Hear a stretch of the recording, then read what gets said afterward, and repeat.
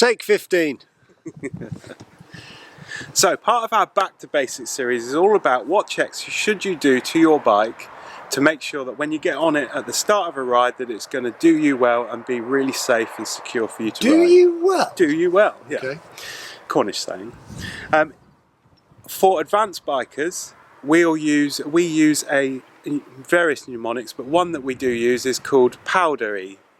Powder with a Y on the end, and each of those letters means something. Now for those of you that are advanced riders, don't hate us because we're not going to include everything. This is just a really basic thing about how to check your bike, and it really doesn't take as long as this video will be to check every time you go out. So we're going to start with P for petrol. Hey! Or fuel. You don't know how many times I thought it was something completely different. I'm a tool. Right, so P.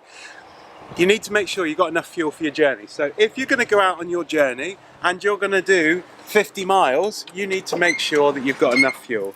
So for those bikes that have got handy mile range, you can check, and I've got 134 miles, so I'll be totally fine to do 50 miles. For those bikes that haven't, you can just flip the petrol cap open and just peer in, because lots of the smaller bikes, and I'm talking about bikes like 125, smaller bikes that people will be learning on, they will do something ridiculous like 150 miles to the gallon, huge miles to the gallon. So just make sure you've got some fuel in there. So that's one check already done. You know you've got enough fuel, so you're good to go. What's you're next not, then, Toby? because we're on O, which is oil. Don't look so stressed. which is oil. So on my bike, I have right down here a handy little sight glass. Now on my sight glass I've got an inner orange ring, and the oil is just below there. It's because the bike's been sat here for quite a while. So you'll have to look through your manual to make sure that you know how to check the oil. And that's a really strange thing to say, but because our GS Adventures, you have to have them at engine temperature and then let them cool for about 10 minutes and then check it. You can't check it right at the start of a journey. So it's probably a good idea to check the oil. That's because we have a dry sump, isn't it? Yeah, Is that what they call it? And it's because it's an opposed twin, so the engine is kind of split out there and the oil kind of drips right down to the bottom. So we've got to get it working up so it gets to the point you can... A lot of the bikes have dipsticks, and not just people who ride them, but actually use them for checking the oil. So rude. So your bike might well have a dipstick. It might just have, as these have got, it might have an indication on the dashboard that the oil is okay, and you just have to sit there for a little bit on these to make sure that it says oil is okay. So the O, we've checked the oil, we know how to check the oil, and we're fine with that. So you've got other things. As you come up to the handlebars, what other things have we got, Toby? We've got a myriad of things. Myriad.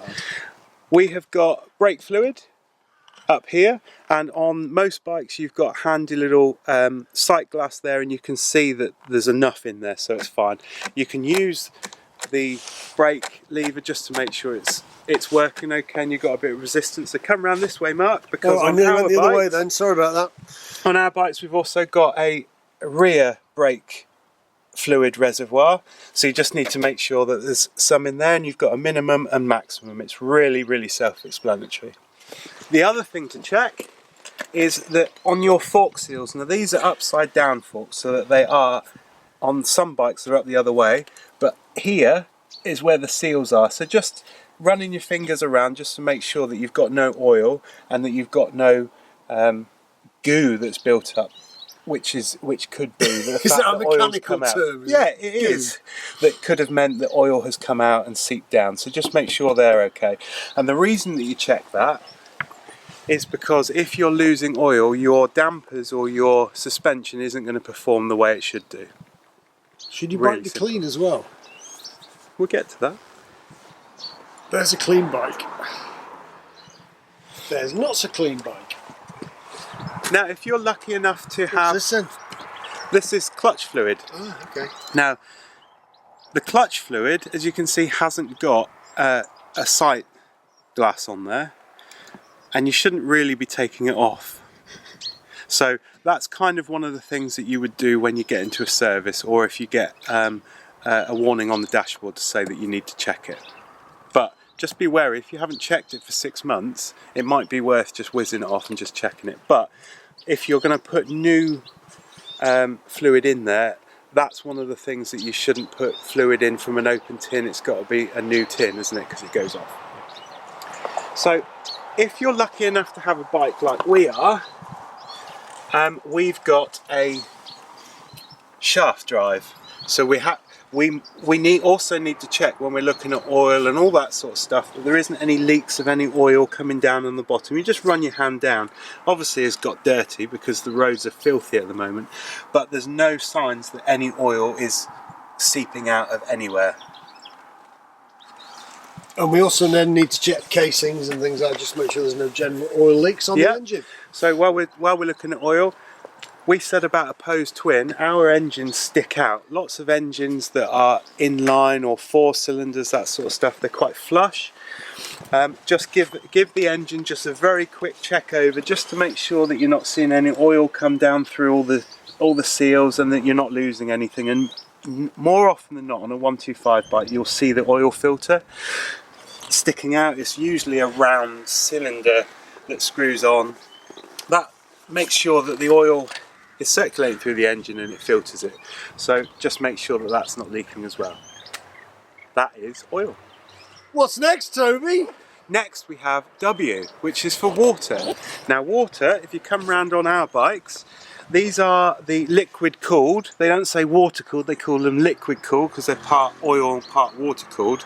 But my water reservoir is in here. It's not really easy to see, so you might need a torch. Just go in and have a look. But it does give you 2 lines to see whether you've got minimum, maximum, or where you are. If you need to fill it up, on mine, I just take that screw out and then have to battle with trying to get water in through a funnel and stuff. But you should know where your water is. If you've got a radiator on the front of your bike and it's water cooled, then make sure that you put the water in there and all that sort of stuff. Same as checking a car, really, isn't it? RTFM is what you're talking about, really. Read the manual. Read the manual. Yeah, okay. Yes. That's W. So we're now on to D. D of our POWDERY check, and D is for damage. Now it might seem really, really anal to check around your bike for damage every time you start your journey, but it's a really poignant thing to check for damage, not only to make sure that things are still on your bike and they're not going to flap off and break, but also to look around to make sure that anything you haven't noticed with the other checks isn't damaged. Does that make sense? It does, yeah. Yeah. So it's just a quick visual check. So all of the plastics are all intact. All of the things that might come off. So we've got protectors for the headlights. You don't want that flying off as you're riding along. So that's still on. And just it's literally, what are you focusing on? RiderCamTV. So it's just literally just going around and making sure things are tight, that there's no damage, that there's nothing stuck anywhere that might cause you a problem. And that's all checking for damage is. It's one of those things where you should check for damage because it's getting to know your vehicle. And it sounds really anal to check for it, but if you do check for it, like we were checking and we were doing something the other day and we were going through and I noticed that my gear lever was loose, didn't I? Do you remember? You did, yeah. And it was just this bolt had come loose when I was away in Spain. And I thought that was a bit weird, and if I hadn't have come out and checked it before the next ride, that end bit could have caused a bit of a problem. So it's just a visual check to make sure everything's working.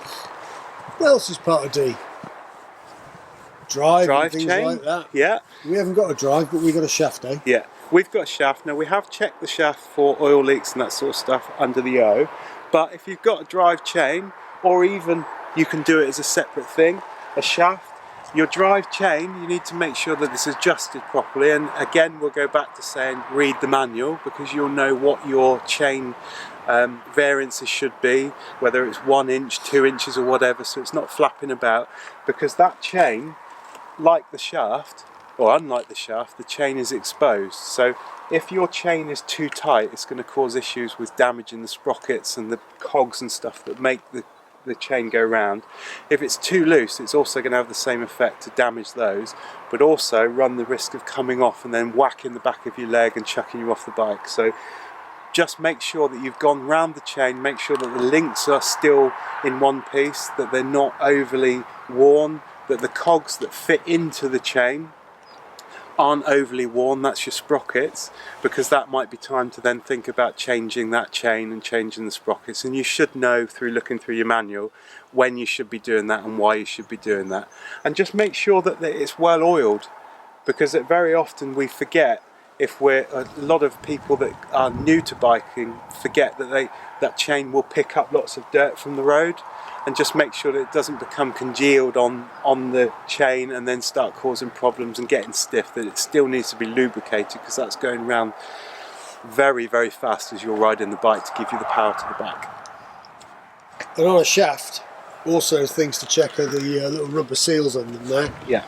Just make sure they're still in place, because sometimes they've moved. Yeah. If you've been, off-road or something like that and it's caught. Yeah, and also, all the joints and stuff, because make sure that they're not showing signs of any damage anywhere. Cool. Well, now then, Mr. Toby. Well, we can, at this point, because there's no specific thing for brakes, is there, in the Powdery to remind you about brakes? So while we're talking about the drive chain and stuff, we may as well talk about the brakes as well, Okay. don't we? So I think the best thing to do would be to look at the front brakes. Now, our bikes have got ABS, hence we've got holes everywhere, and we've got 2 discs. These are the discs, these big silver things. And hidden in behind this black Brembo box is your brake discs. Now, if I turn the steering, hopefully you should be able to see that inside you've got the silver brake disc running down the middle underneath this pin, and either side you've got 2 brake discs. And it should be quite clear that you've got an amount of the brake discs on either side of that silver thing. So it's just checking that you're not right down to metal, and that this bit and this bit isn't touching the disc. Yep. You do that exactly the same on the back. A bit more difficult on the back though, depending on your bike and what you've got on. You might actually have to get down on the ground to have a look. You might even need to get a torch just to see where that disc is and see where the pad is, because the pad has got the pad on it, on the metal, and it shouldn't be metal on metal. And that you'll also get that feeling when you're riding. You'll get that screeching sound and that kind of juddering and horrible stuff. So don't ignore what you're feeling when you're riding your bike. Now we're on to electrics, eh? Electrics. Oh. It's electrifying. So, might sound really silly, but when you're on the road, you need to be able to tell people where you're going and what you're doing. Brake lights, indicators, lights, flashers, all that sort of thing. Perhaps the horn within that as well. So, come down to the dashboard, turn your key or press your button to turn it on, and your bike will go through its own checks. And the BMWs are renowned for showing these warning lights until you start moving, because it can't do its checks to say that they're fine until you actually start moving. But we can see, again, we've got another visual check that we've got fuel in there, nice range, we're in the right mode, see the temperature, all that sort of stuff. The lights should come on the side, the normal running lights, but we need to start checking now whether all the electrics are working. So the first thing, look at a previous video to see where to use your indicators, but we'll check the indicators. So if you come round to the front, Mark. I'm coming round to the front now. My left indicator's working and my right indicator's working, and while you're round at the front you can do the flasher. Now some bikes won't allow you to turn these on without the engine being running. So it might be just a quick thing just to turn the engine on. We're not going to for this check, but you can check your lights, and even on these we've got hazards. Now you can also check where you also need to check, which is really important, your brake light. Now, how do you check your brake light? If it's only you, it's like in a car. How many people have driven a car and your brake light's not working? Until someone tells you it's not working, you don't know. So checking the brake light, I always do it from this side of the bike, because this is where you get on and off. This is where you're familiar to being on the bike, at least from my point of view. So to check the brake light, reach over and pull the brake handle, the brake lever. If you're not parked in front of something or you can't see it reflecting, just put your hand back there, you'll see it reflecting. Now, You also need to check the back brake is working on the light. So I just lean through because it's making me look to the back of the bike when I'm pressing the pedal down, and I can also use my hands as well to check that it's working. You can, of course, as Mark says, do it from this side and check, and then you can lean round. So they're both just as easy, whichever side you would like to check. I'm happy now. Right. Purists are going to say, oh, you should do it from the right hand side and all the rest of it. Well, I always do it from the left hand side of the bike because that's where I get on and off. So it's a natural place for me to be to check everything. What's next? Rubber. R for rubber. Rubber. Yeah. We're nearly at the end of our powdery check, so rubber. Rubber isn't about what you may have in your pocket just in case. It is... A handy wetsuit. Yes. Or some wet wipes, I don't know. Rubber wet wipes, you've on some strange sites. Now, rubber is all about your tyres. Now, we've talked about all the important things on the bike, but one of the most important things about your bike is the rubber, the tyres. They're the only thing that touches the ground when you're riding. They're the only thing that takes all of the pressure and the power and puts it on the road to speed you up. And they're the only thing that when you apply the brakes, that they're stuck on the road, that they bring your bike to a halt. So you need to make sure that they're okay. So on our bikes, most bikes, put it on the centre stand and just run the tyre with your hands. Bear in mind you're going to get dirty, but that's a fact of being a biker. Just run the tyre all the way around. Not only are you checking to make sure that the brake discs and the brakes aren't binding, but you're checking to make sure that there's no nails in the tyre, that it's not wearing unevenly, that you know how much tread you've got, and that you know that it's not flat. On the front of the bike, it's just as easy. Are you cold? Yeah, it is cold. You need your RiderCam hoodie on. I know. On the front, now it's really easy to do this as well. You just push the bike back because you've got the pivot point, hence watch our video about centre stands, and then you can just do exactly the same for the front tyre. And it's just making sure that you can see whether there's anything stuck in there, whether the tread is good, whether it's wearing unevenly, or whether you might have to change it.